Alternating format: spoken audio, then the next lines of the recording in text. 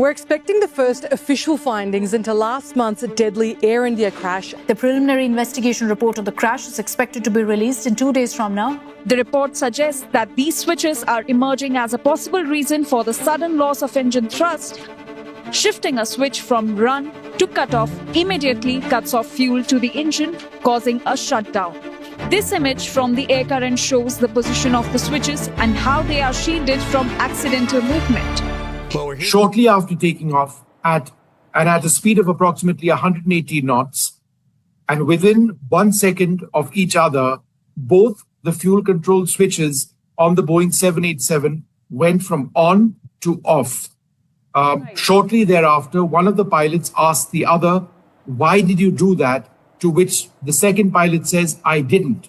At that stage, the pilots moved to fighting to get the engines back on, because if the fuel switches have been switched off, then the engines are starved of fuel. They are essentially switched off and they stop thrusting or developing thrust, which you require right after you take off to ensure that the aircraft flies out. What is important to know is that the engines did develop thrust. One of the engines did restart. Remember, the 787 is designed to be able to fly out in a single engine. As I understand it, perhaps the second engine did have a successful restart as well, but it didn't start thrusting properly or enough. In fact, none of the two engines did, which is why, as the footage indicated, the Boeing 787, it took off and then it appeared to slowly go down because the engines just weren't thrusting enough and it crashed. There was a mayday call. That's already been released earlier on. Right. The air traffic controller did respond, but by then it was too late. Aditi, if this aircraft had a few thousand feet more of altitude and a little bit more time and a little bit more speed, they would have. Do an update on the Air India 171 crash. And this is not the video that we wanted to make. In fact, the information that we're now gleaning from the preliminary report that's been handed over from AAIB to the Indian government is nothing short of stunning. And I don't use that word loosely. It is a stunning conclusion, and it surrounds the fuel control switches. More on that in a minute. But there are major news agencies now around the planet that are reporting on the findings of that preliminary report, to include Air Current, Reuters, and the Wall Street Journal. And the Wall Street Journal has a quote, and let me get started out with this. It says, according to them, and I quote, "Preliminary findings indicate the switches controlling fuel flow to the jet's two engines were turned off, leading to an apparent loss of thrust shortly after takeoff." So in this video, we're going to talk about three things. We're going to talk about what happened, how it happened, and then we're going to delve into a little bit of why. We're not going to get too far into that, but we're going to try to do a little bit of that. So let's review a little bit. We know what happened. What happened was this. There was a dual engine failure shortly after liftoff with Air India 171. We know that because the Ram Air Turbine, or the RAT, deployed shortly after takeoff. And in fact, that RAT deployed almost immediately after takeoff, which is something that has been bothering me about this whole situation for a while. And I'll explain why in a minute. But the only reason that RAT would deploy would be one of three reasons on the 787: a total electrical failure, a total hydraulic failure, or a dual engine failure. The dual engine failure is the most likely, and now it's confirmed by the Wall Street Journal that it was a dual engine failure. And we have evidence of that because the aircraft had enough lift to get airborne. It only stayed airborne for less than 60 seconds.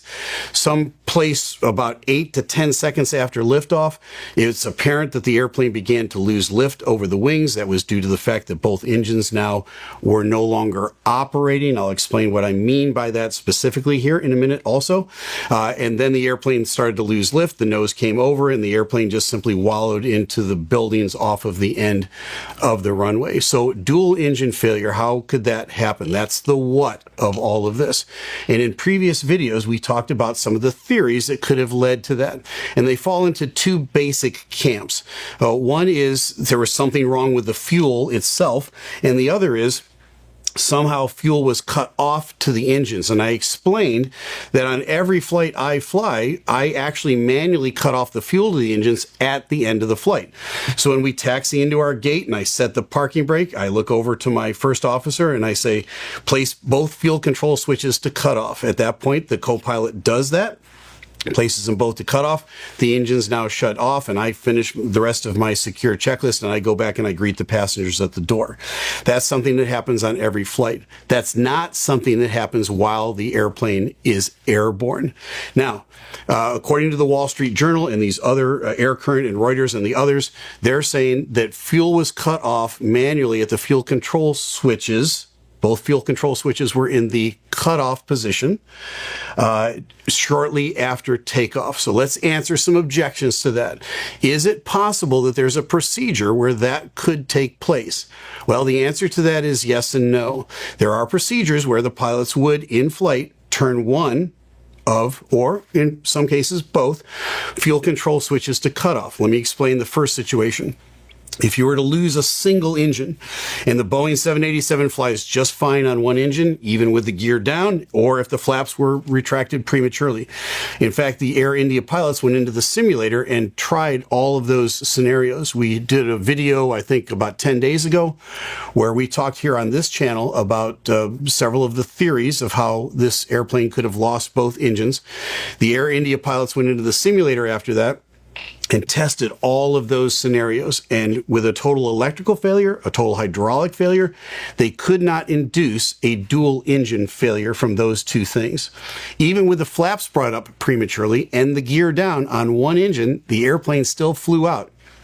But if one engine had failed right at rotate, is it conceivable that one of the pilots mistakenly grabbed the other fuel control lever and put it to cutoff? Well, it's not very probable, and here's why. Our training, everybody's training follows this pattern. If you have an engine failure on rotate, which we test all of the time, right? When we're in training in the simulator, we practice this all the time. You don't touch anything until a minimum of 400 feet, and you normally don't touch anything until about 1,000 feet.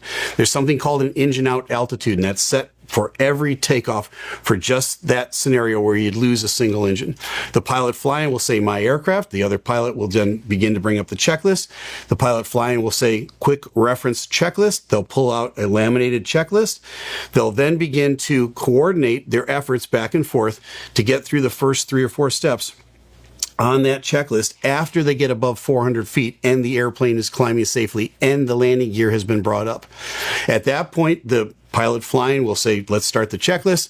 The pilot monitoring will do the first item, which would be auto throttle, and they'll point to the auto throttle switch, and they'll say left side or right side, depending on which engine has failed.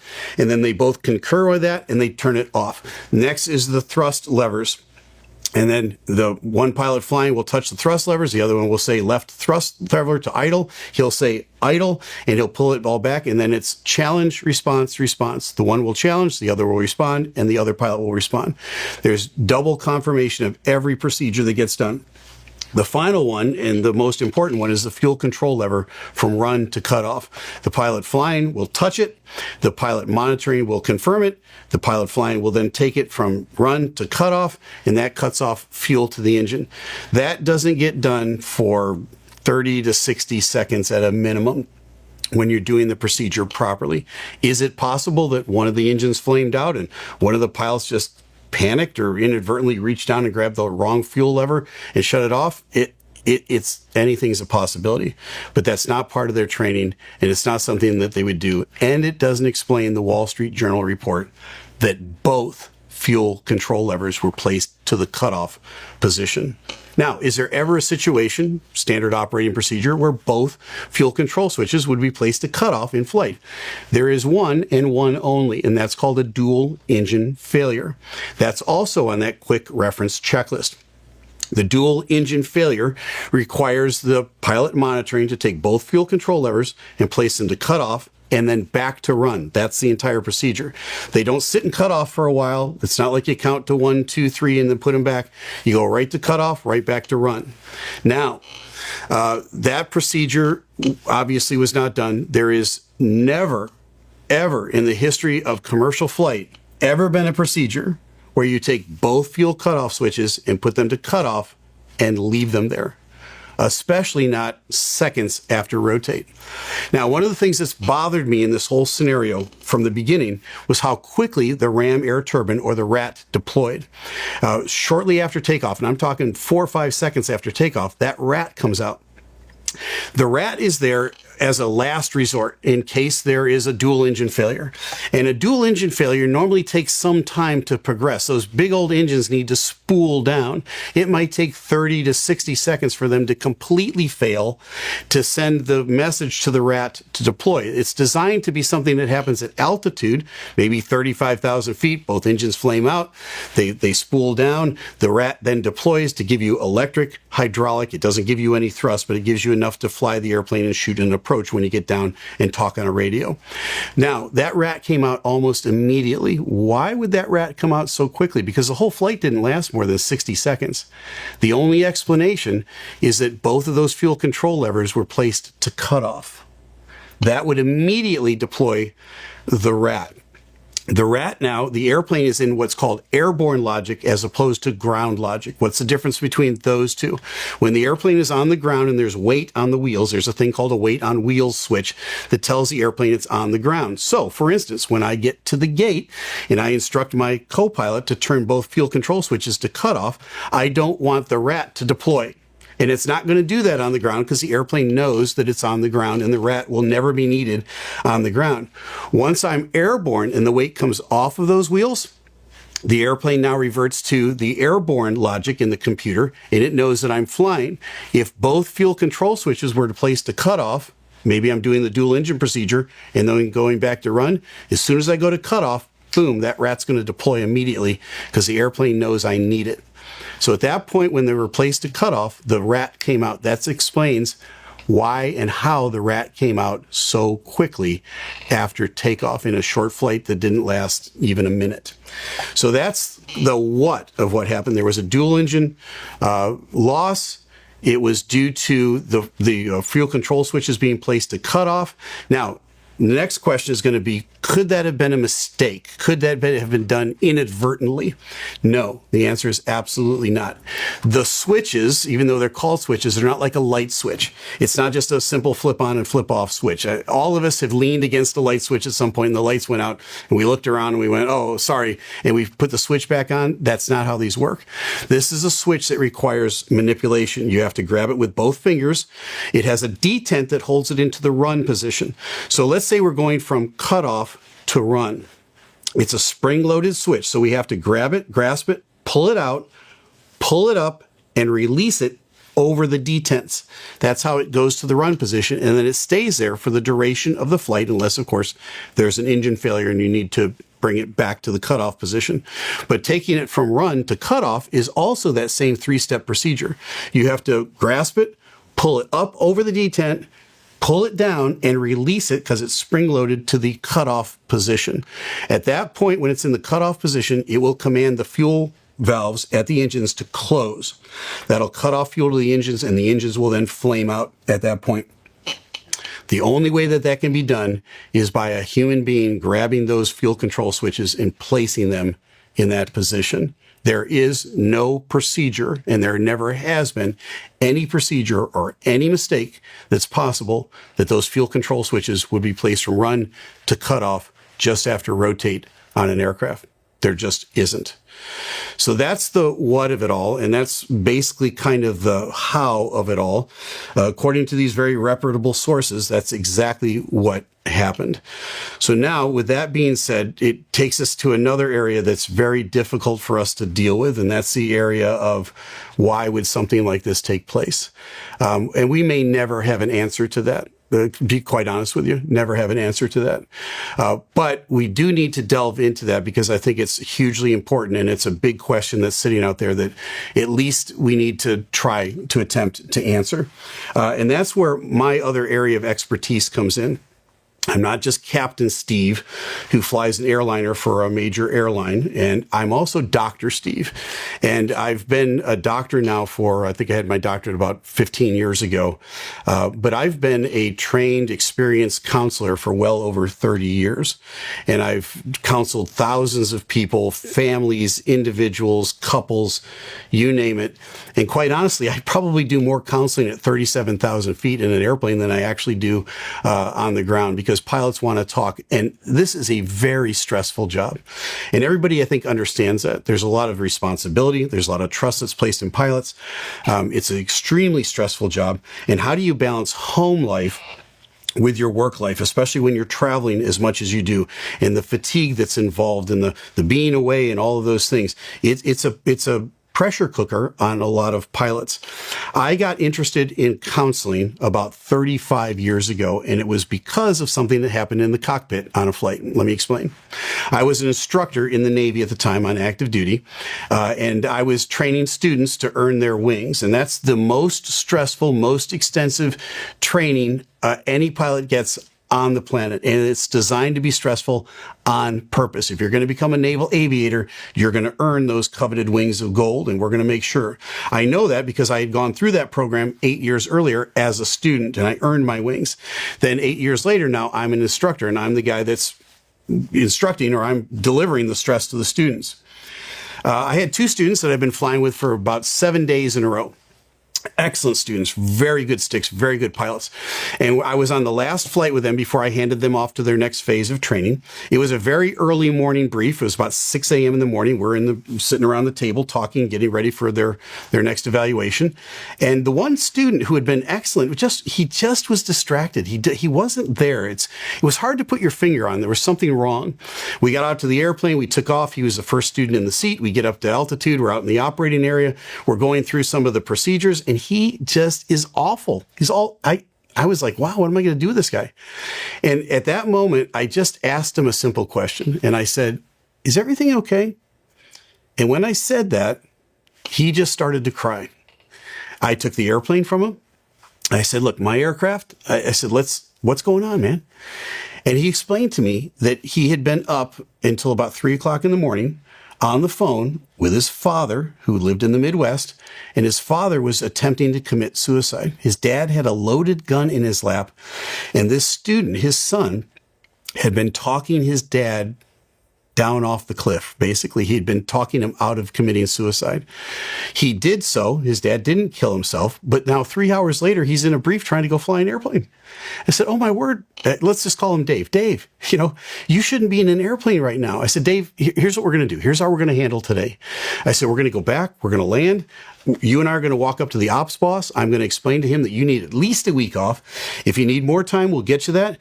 You need to go take care of your family life and your dad and your own emotional well-being. I said, we're going to pretend like today never happened. And that's exactly what we did. We went back. We talked to the ops boss. Everybody was understanding. They said, hey, Dave, go take care of business. Dave did take the week off. He came back. He got his dad the help he needed. Dad never committed suicide. Dad got on the right track after that. Dave had a much better frame of mind, and he continued on to his training, earned his wings of gold, and everything was wonderful. But from that moment, I realized that I needed to add something to my pre-flight brief. And that was the question, how you doing? And not just a surfacey how you doing, but a more important in-depth how you doing. And so what I did was I got an interest in becoming a counselor, but I'm going to encourage my pilots that watch this channel, and a lot of passengers watch this, and a lot of people that are just interested in aviation, but I want to talk to my pilots right now. Guys and gals, I want to ask you to do this. I want you to work into your pre-flight routine every time you go flying. Whether you're a first officer or you're a captain, doesn't make any difference. Ask your fellow pilots this question: how you doing? And I mean, make it a serious question. And if they give you the surfacey, fine, right? Dig a little deeper. Say, no, I'm serious. How are you today? Everything going all right at home? Now, 99 times out of 100, you're going to get the answer, yeah, everything's fine. They might follow up and say, how are you doing? You go, hey, I'm doing great too. I'm glad to hear it. Are you ready to go flying? Yeah, I'm ready to go flying. But every once in a while, you're going to hear somebody that says, are you serious about that? Yeah, I am. Well, I'm glad you asked because nobody else has, and I don't know who to talk to, but things aren't so well at home, or I'm under a lot of stress. And you're going to open up a conversation that maybe you can resolve it right there. Maybe it needs further counseling, but you can make the call at that point and say, hey, I don't think we're ready to go flying today. I'm not sure what happened in this situation. All I know is that some human being in that cockpit took those two fuel control levers from run and they placed them to cut off. That airplane, that Boeing aircraft, and those GE engines were operating exactly according to their design. There was nothing wrong with the airplane, either the engines or the design from Boeing. What happened was somebody placed those switches to cut off. We don't know the reason why. We may never know the reason why. But I think we need to invest in one another, and we need to get to that point where we really dig in and we go on a deeper level to make sure that both of our pilots are ready to go flying. So folks, as hard as it is for us to accept what happened to Air India 171, we must accept it on some level. It's difficult. We don't want to wrap our brain around it. We don't want to wrap our heart around it. But at the end of the day, we must, because we have to face these issues. Now, going forward, we're going to open up a conversation on this channel about mental health and emotional health. And we've got lined up an expert in this area. He towers over me in terms of what he knows about this. He has been instrumental in starting programs at most major airlines that you would recognize their names. He is absolutely brilliant in this area. We're just working out the details of getting that interview put together. We're going to bring that to you a few days from now, as soon as we can arrange it. But you're going to love hearing from this guy. He is absolutely the best. And it's going to reassure you that it's safe to go flying because of what is being done today, hands-on, with helping pilots deal with their emotional and their mental well-being. But for us to wrap our brains around it and to accept it is very, very difficult. I know how challenging this is for you. It's very challenging for me as well. But I think Sir Arthur Conan Doyle said it best when he said this: when you've eliminated all which is impossible, then whatever remains, however improbable, must be the truth. Now you know. I'm Captain Steve. Fly safe.